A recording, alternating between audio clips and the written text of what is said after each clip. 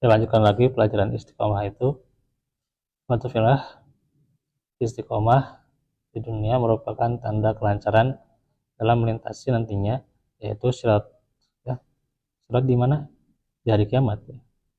Bila perjalanan hidup seseorang di dunia selalu berada dalam jalan yang lurus tanpa berbelok sedikit pun, maka semakin kencang ia melintasi sirat yang terbentang di atas neraka jahanam itu. Tapi apabila ia berbelok-belok di dunia, maka semakin lama ia melintasi sesuai dengan ketidaklurusan perjalanannya dia di dunia. Pada awalnya beribadah dengan istiqomah itu berat, tetapi dengan memohon pertolongan Allah, istiqomah dalam beribadah itu bisa dicapai.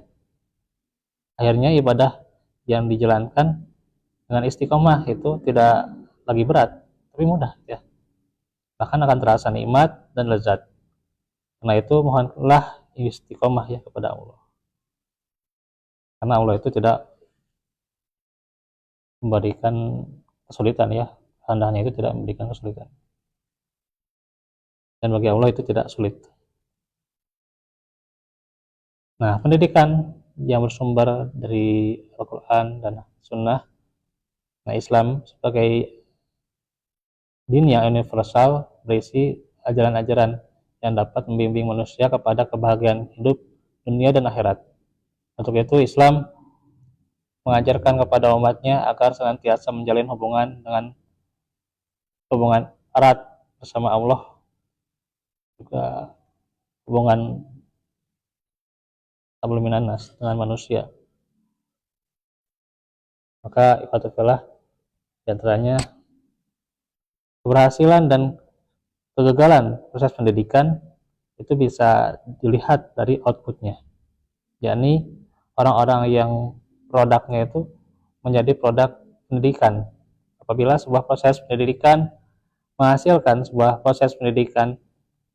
akan menghasilkan orang-orang yang bertanggung jawab, orang-orang yang juga menjalani tugas-tugas kemanusiaan dan tugasnya kepada Allah, bertindak lebih bermanfaat bagi dirinya maupun bagi orang lain, maka itu adalah hasil.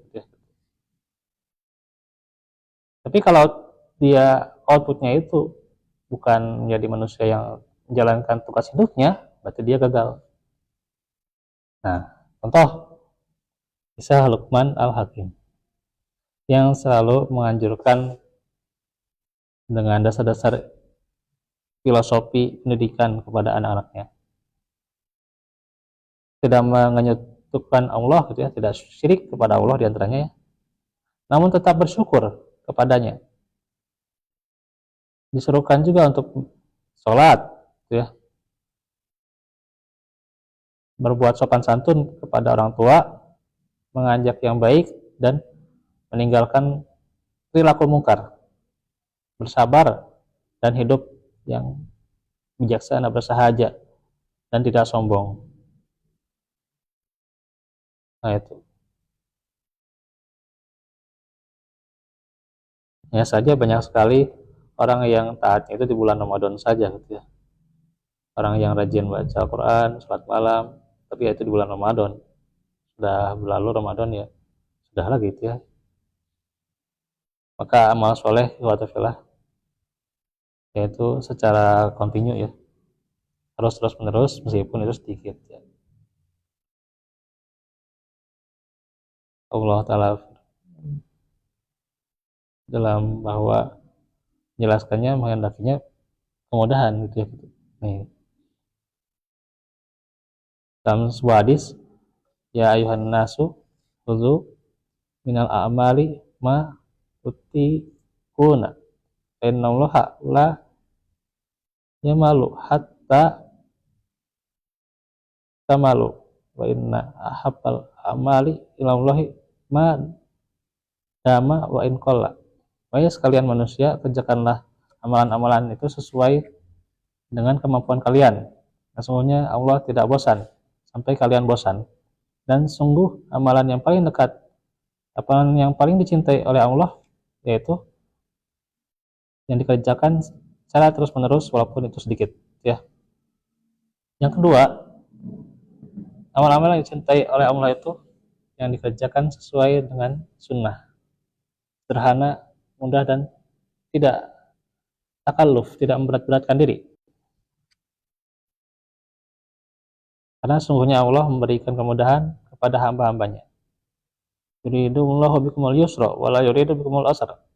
Allah menghendaki kemudahan bagimu dan tidak menghendaki kesukaran bagimu. Al-Baqarah 185.